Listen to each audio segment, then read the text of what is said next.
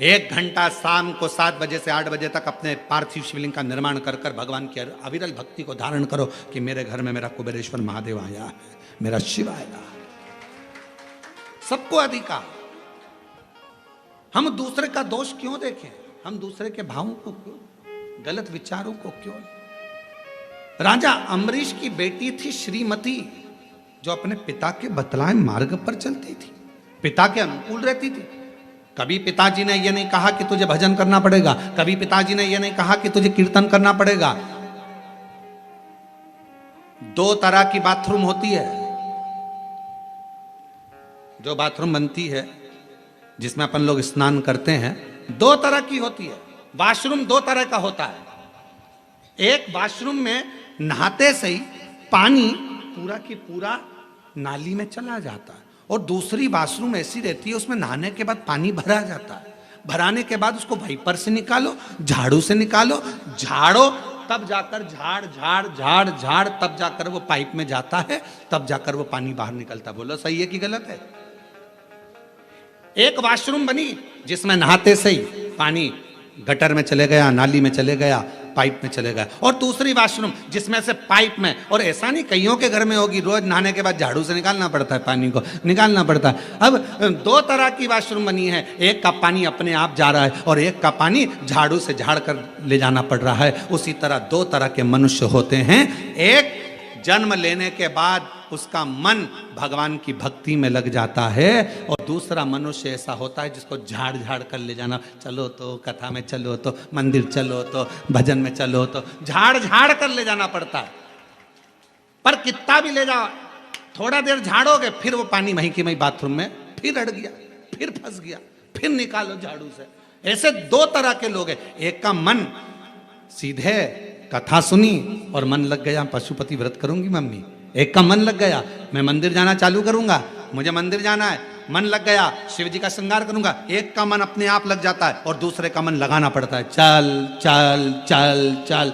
समझ लेना, बाथरूम का पाइप गड़बड़ नहीं है, पाइप तो अच्छा है, पर ढाल ठीक नहीं है। ये जब पैदा हुआ ना, इसका ढाल ठीक नहीं है, ये ढाल गड़बड़ हो गया, संस्कार नहीं मिल पाए श्रेष्ठ, इसका ढाल ठीक जा नहीं।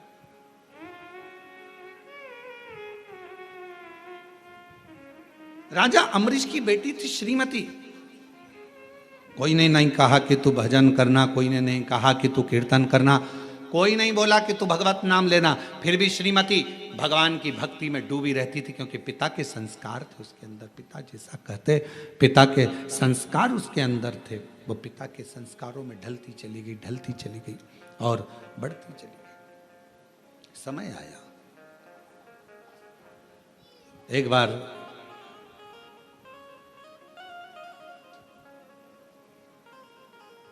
देवऋषि नारद और देवऋषि नारद के भांजे पर्वत मुनि दोनों भ्रमण करते करते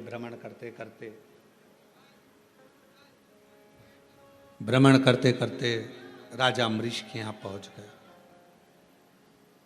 और राजा अम्बरीश के यहाँ पहुंचे, राजा अम्बरीश के घर पर जब पहुंचे, बैठे,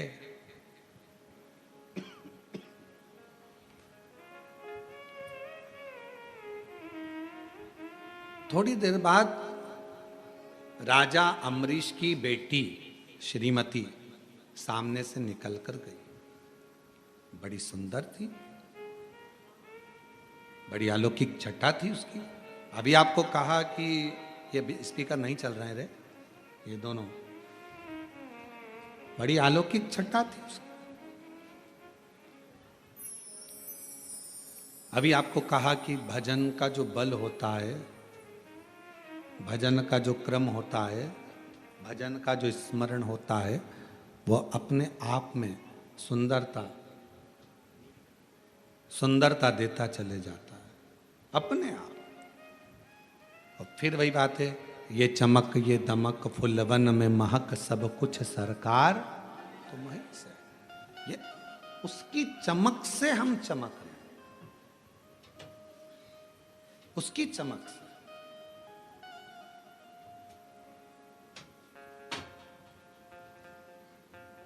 और महादेव नमन चरणों में स्वीकार कीजिए, सबका किया है मेरा भी उद्धार कीजिए। है त्रिपुंडधारी, है त्रिशूलधारी, है त्रिपुंडधारी, है त्रिशूलधारी। चरणों में तेरे बाबा जी पावन है चारों धाम, तेरी देव करते वंदन पूजे हैं सीताराम। चरणों में तेरे बाबा तेरी देव करते वंदना पूजे हैं सीताराम। हो जाए पूरी कामना, हो जाए पूरी कामना, उपकार कीजिए, सबका किया है मेरा भी कल्याण कीजिए, उद्धार कीजिए।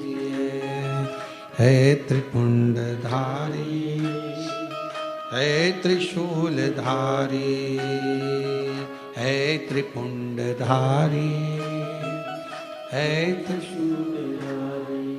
भगवान ने मौका दिया, सामने जो चेहरा नजर आया देवऋषि नारद को और पर्वत मुनि को, बड़ी सुंदर कन्या थी। उसके चेहरे का आकर्षण बड़ा प्रबल था। कन्या निकलकर जैसे ही चली गई, थोड़ी देर बाद देवऋषि नारद ने पूछा राजा अम्बरीश जी से, ये इतनी सुंदर कन्या किसकी है?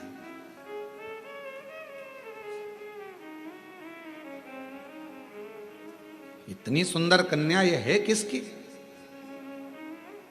कहा, महाराज ये मेरी पुत्री है, मेरी बेटी है। मेरी पुत्री, ये मेरी बेटी है, मेरी पुत्री है। ठीक है। अब जैसे ही सुना कि ये मेरी पुत्री है, ये मेरी बेटी है, नारद जी ने, पर्वत मुनि ने, दोनों ने सुन लिया कि ये राजा अम्बरीश की बेटी है, राजा अम्बरीश की पुत्री है, सुन लिया।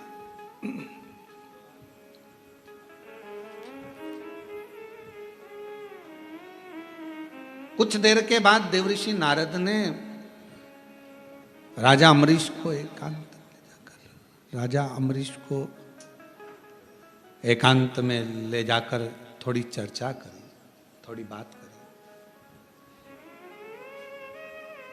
राजा अम्बरीश जी ने पूछा, महाराज आपने मुझे एकांत में बुलाया है, क्या बात है,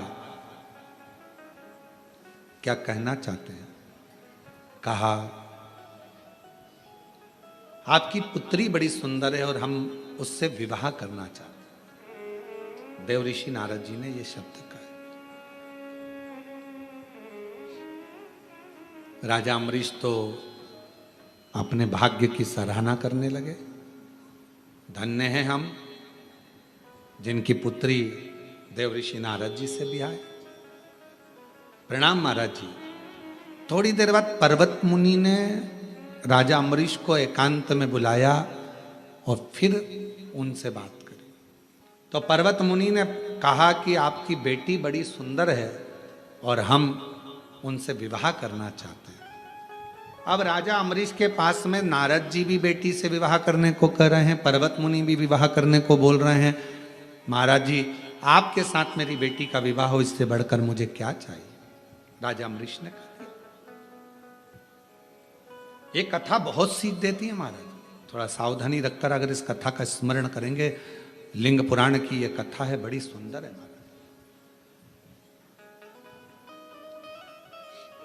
लिंग पुराण का ये पवित्र चरित्र है और लिंग पुराण के अध्याय नंबर 5 में पृष्ठ संख्या 586 में आप इसको पढ़ सकते हैं।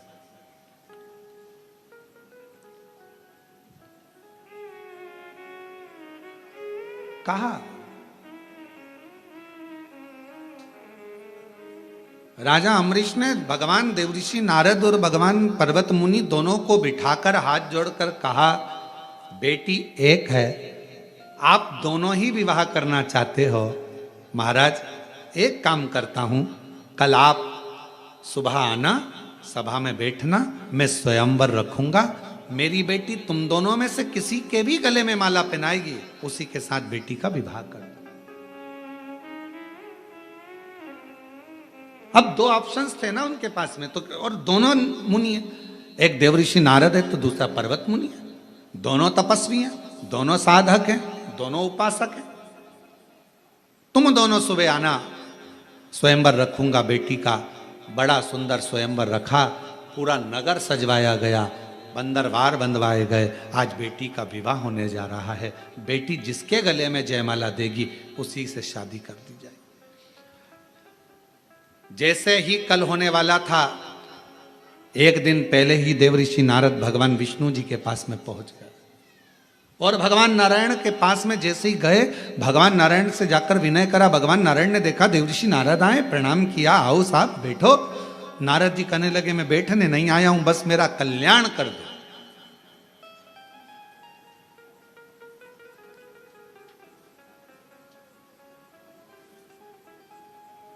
मेरा कल्याण कर दो, इतना ही चाहता हूं। भगवान विष्णु ने पूछा, क्या कल्याण चाहते हो? अब शब्द आया है आप और हम सब के लिए, इस कथा में आई है अपनी बात। क्या कल्याण चाहते हो? तो नारद जी ने कहा, मेरा कल्याण बस इतना है, राजा अम्बरीश की लड़की श्रीमती से मैं शादी करना चाहता हूं। आप इतनी कृपा कर दो कि पर्वत मुनि है ना, उसका मुख बंदर का बना दो।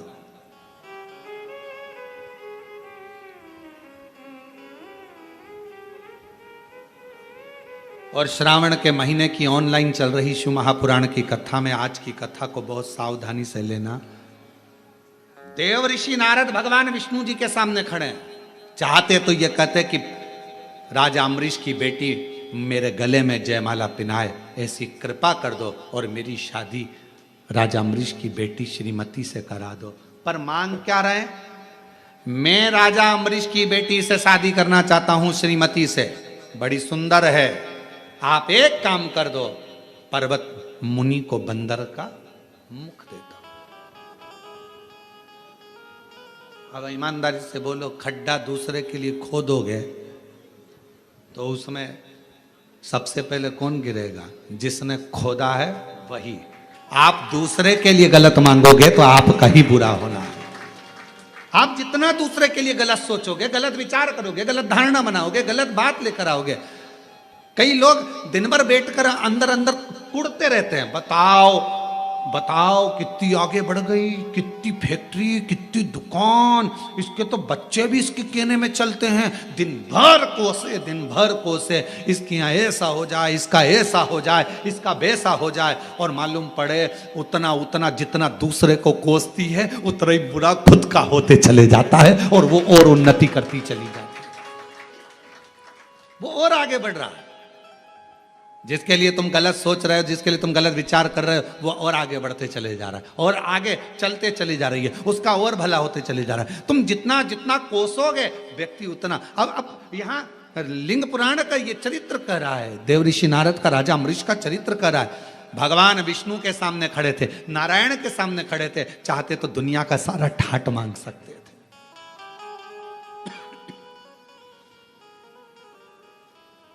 मांगो, तुमको क्या चाहिए? भगवान विष्णु ने तो पूछा था क्या चाहिए तुमको, बोलो। और यही कि ये चरित्र याद आता है, जरासंध, दुर्योधन और भीम, ये तीनों तप करने गए। इन्होंने शंकर जी का तप किया, शिव जी का तप कर रहे थे, इतने में भीम को लग गई भूख और भीम चले गया भोजन करने, कंदमूल फल खाने। दोनों जनी तप कर रहे थे, जरासंध और दुर्योधन। भगवान शंकर प्रसन्न हो गए, मांगो तुम्हें क्या चाहिए। जरासंध ने कहा मुझे 10,000 हाथी का बल दे दो। ठीक है। दुर्योधन ने कहा मुझे 20,000 हाथी का बल दे दो। भगवान शंकर जी ने कहा तथास्तु। दोनों जाने लगे। भीम बैठ के केला खा रहे थे, भूख लग रही थी तो, और ये दोनों हंसते हुए बोले बताओ ऐसा हपसी है, खाने के चक्कर में इससे शंकर जी का वर भी नहीं मिला और हमको वर मिल गया। ऐसा भूखमरा, ऐसा हपसी शब्द का संबोधन जब गालियों से करा गया, ऐसा ऐसा संबोधन करा गया, सुनकर क्रोध आ गया। कभी कभी किसी के शब्द आपके हृदय में चोट करते हैं तो जीने की कला भी सिखा देते हैं, आगे बढ़ने की कला भी सिखा देते हैं। कभी कभी चोट कर जाते शब्द वो आगे बढ़ने की कला दे देते हैं, आगे बढ़ने की कला देंगे वो शब्द।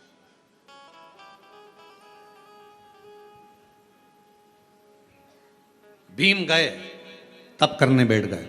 अब की बार भीम ने सोचा मैं शंकर जी का तप ही नहीं करूंगा, मैं पार्वती जी का करूंगा। काम करने वाला, घर में सेवा करने वाला नौकर चाकर जो होता है ना, बड़ा चतुर होता है, देख लेता है दोनों में सेठ जी ज्यादा हृदय के नम्र हैं कि सेठानी, और देखा सेठानी नम्र है तो जैसे ही सेठ जी गए तब वो झाड़ू पोछा करने आई, और झाड़ू पोछा करती भाभी बहुत तकलीफ चल रही है, बच्चों की फीस नहीं है। भाभी अंदर गई, अलमारी खोल के 500 रुपए ला रख ले, फीस भर देना।